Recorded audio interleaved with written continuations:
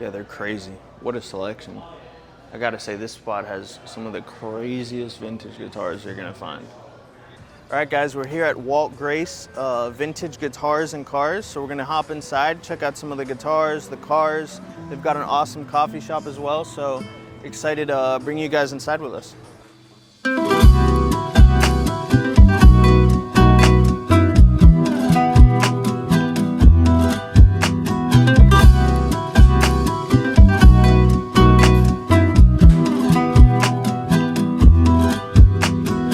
Your first time here? Yeah. Okay, well, welcome in. This is the new spot, right? So we opened this location almost 5 years ago now. Yeah. We have been in Wynwood for almost 9 years.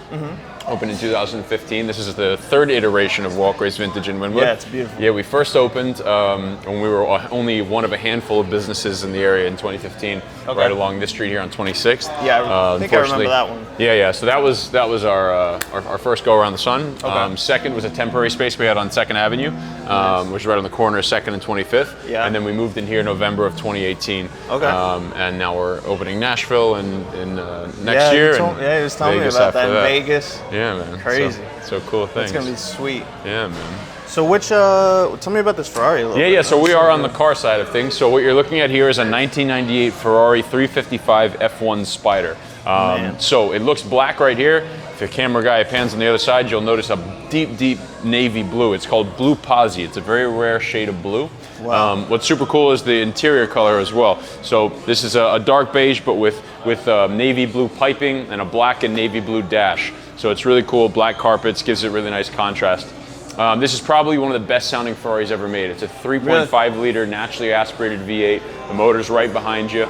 And it doesn't go very fast, but it makes the best noise. Yeah, it's stunning. And that's the cool thing about vintage cars. It's much more fun to drive a slow car fast than a fast car slow. So vintage, you hear everything, you feel everything, you smell everything. It's very visceral, it's very involving, and you don't always get that with a new car these days. No, yeah, that's sweet. Yeah, man, it's beautiful. Yeah. Yeah, dude. You got a favorite? This one is pretty nice. There you go, say. man. But yeah, I haven't really looked at them yet, so I don't really know which. But there's another pretty Ferrari. Yeah, so a little bit of everything in here. You're going to see a lot of Porsches and Ferraris right now. That's not always our focus.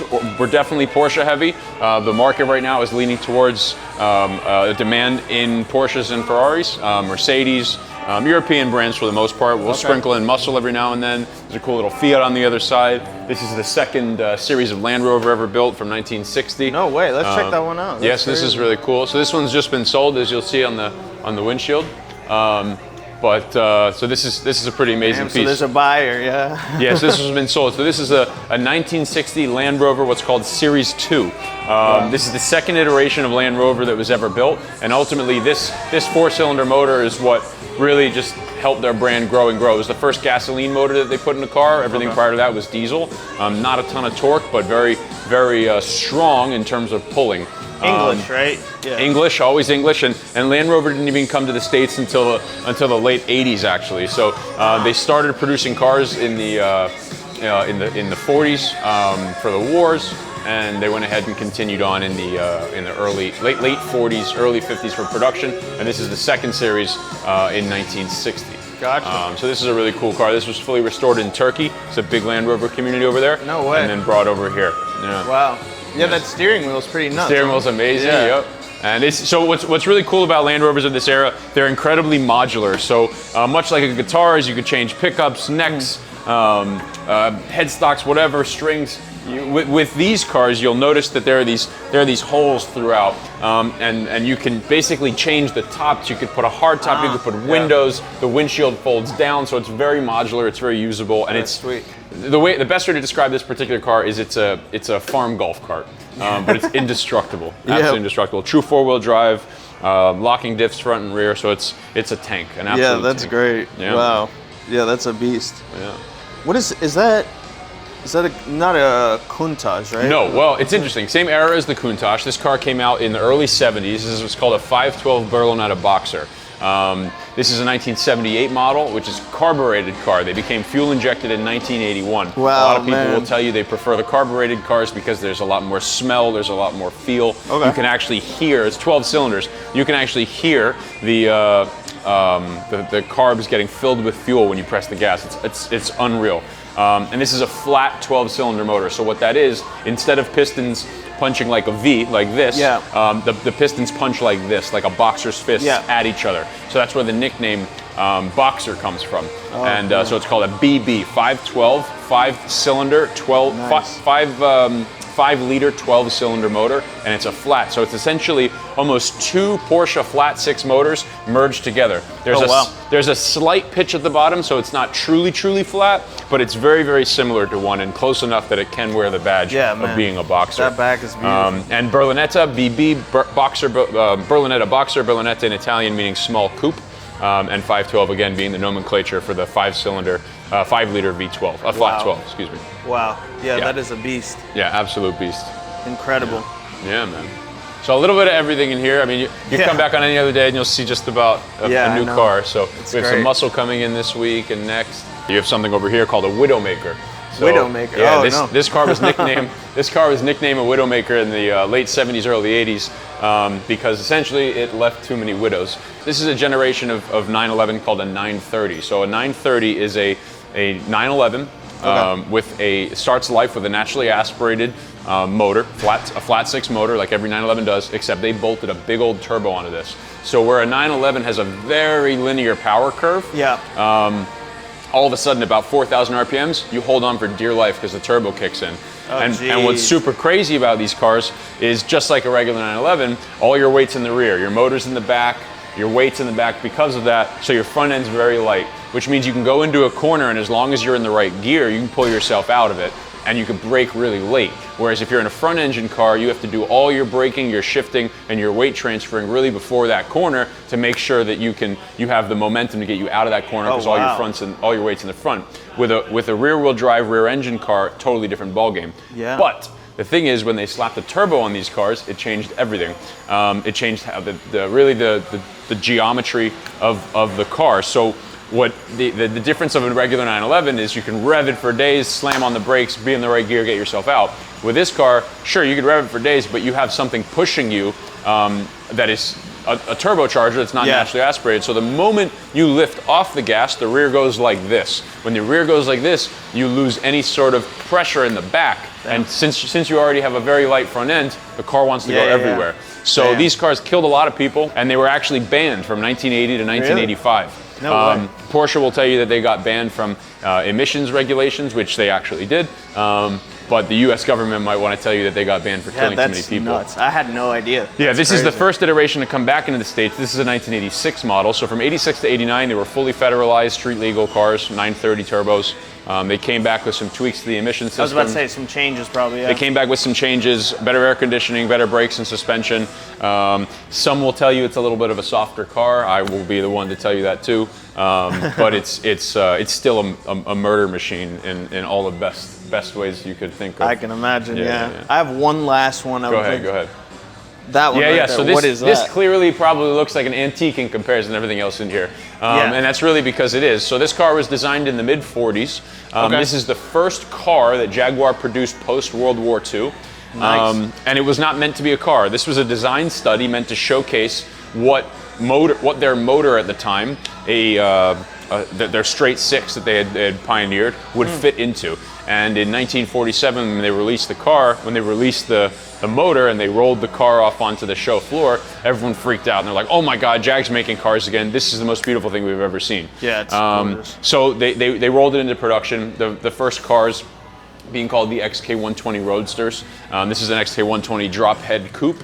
And the reason it has that name is you'll notice that it has a convertible top right here. When the top is up, it has the same lines as the coupe variant when it came out. Now, the Roadster variant, which was the first iteration that came out, also wearing 120, XK120. What 120 stood for was the speed. It was a 120 mile an hour car. It was actually the fastest production car at the time. And the alloy bodies, which were super, super lightweight, were actually deemed too fast for British roads. So basically the governing body that in Parliament that oversaw the production of cars said, "Listen, can you do us a favor and make the majority of these cars for export because we really can't have them on We our can't roads. have them domestically. Right, so a lot of the cars came to the U.S. because of that. And That's this nuts. visual went on to have 3 generations, a 120, a 140, and a 150. Started production in 48 and in production in 1961. Yeah, that's crazy. Get that logo right there. It's Oh, the nuts. detail work is incredible. Yeah, I mean, and you'll see it follow through throughout the whole car. So you're going to want to study this. It's pretty amazing. Yeah. That is really an antique looking car, huh? Yeah. It's unbelievable. Holy cow. Yeah, it's a beauty, man. Yeah, man. Hey, but thank you, brother. My I pleasure, appreciate buddy. you Great helping to me see out. you. Yeah, for sure. Cool, guy. So we're gonna look at the guitars. Yeah, I'm in total heaven right now, that's for sure. This is the guitar player's spot in Miami, 100%. The Tellys are nice. They're a bit too twangy for me, but they're definitely, it really depends what sound you're trying to get, you know? But I'm a fan of all Fender, you know? Just aesthetically so pleasing. Look at it. You got that cherry red, the rosewood neck, and then a beautiful top end of that neck. But yeah, I was looking at some of these amps earlier. There's the Bad Cat over there, some Fenders. Just an incredible selection. You don't get that going to your local like Sam Ash or Guitar Center for sure. Yeah, so I just had one question about, it was a shell pink Strat, I think. I was checking out. I don't know if I have the color title correct, but Yeah, that's like a faded shell pink. it's the mint green pickguard here. This one right here. Yeah, that's going to denote that it was actually like a 60s type model guitar. The 60s had the mint green guards on them. Shell pink, certainly not a color you would have seen a whole lot. That would have been considered a very rare color for any of the pre-CBS era, even into the CBS era. But yeah, this is based on a 62. Again, a very rare color. If that was a real guitar, I mean, you could almost call your price on that. Yeah, I was gonna say That's hard to find, man. It feels like it's nice.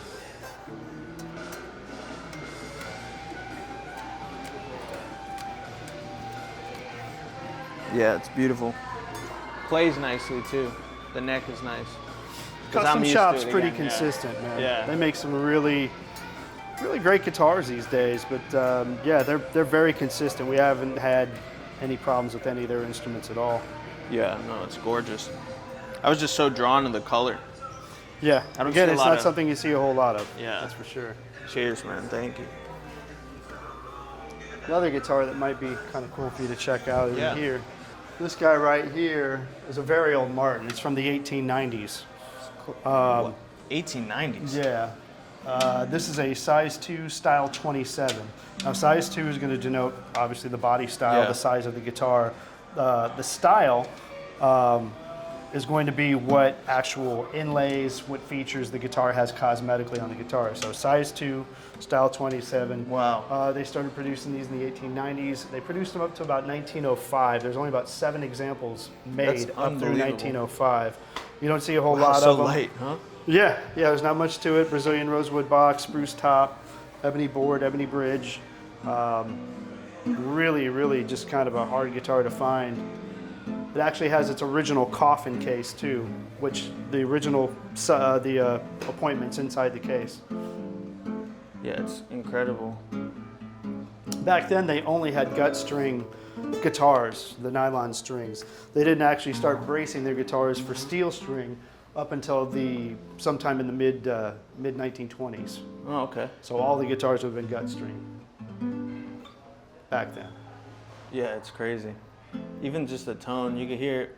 I mean, I don't even know how to describe it, but just that, it's not a worn sound, but just, it's lived That's a while. very mellow. The attack of gut string guitars is very kind of mellow and soft and just has a really nice kind of pleasing to the ear tone to it, not so sharp. Yeah, it's gorgeous, man. It's cool, right? So cool. This guy right here is a 1954 Fender Telecaster. Okay. Known as the Blackguard. These family guitars all had the Bakelite family or the Bakelite plastic pick guards on them. They introduced the Blackguard back in as the Broadcaster back in 1950. They lost that name in 51, which became the Nocaster. 52, it was actually branded as the Telecaster. Yeah. And they produced Blackguards up until the fall of 1954. This one happens to be a 1954 Blackguard. The neck and body date to July of 1954 and September of 1954. It's a very well kept piece. All the original finish, beautiful ash body. The pots are correct. The cavity, it has been the mud cap taken out, so it actually sounds more modern and has that punch at the front pickup. But very well kept. The only thing that's really been done to it at this point has actually been the outside of that is actually the frets. They put frets in it because back then they had very small fret wire, so they were kind of hard to play if they didn't. What do they go for nowadays? This one right now we're offering for $75,000. You're going to see a broad variance in prices depending on the examples. Wow. These were guitars that people played, you know what I mean? They didn't have any idea that there was going to be a vintage guitar market 70 years down the line. So I mean, this guitar this year is actually 70 years old. Wow. It's 70 years old. Yeah, they can get pretty big in prices. I've seen them, you know, depending on the year and such, go over $100,000 for sure. No way. But I think we've got this one priced pretty fairly. This is brought to us by a good client of ours, and it's great sounding, very nice light resonant piece. Yeah, it's beauty. Absolutely. Could I play it a little bit? Sure, absolutely. Nice. Oh,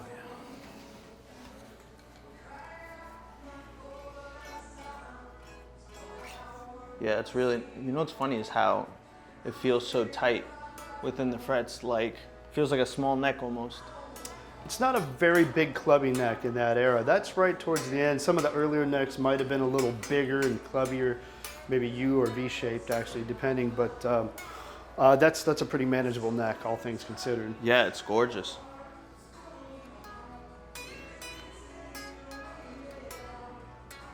Yeah, I don't know why it feels that way. I play a Strat, so I don't know if it's maybe just the difference, the change. It feels different. Maybe I'm saying it feels smaller, but yeah, it's crazy. Wow.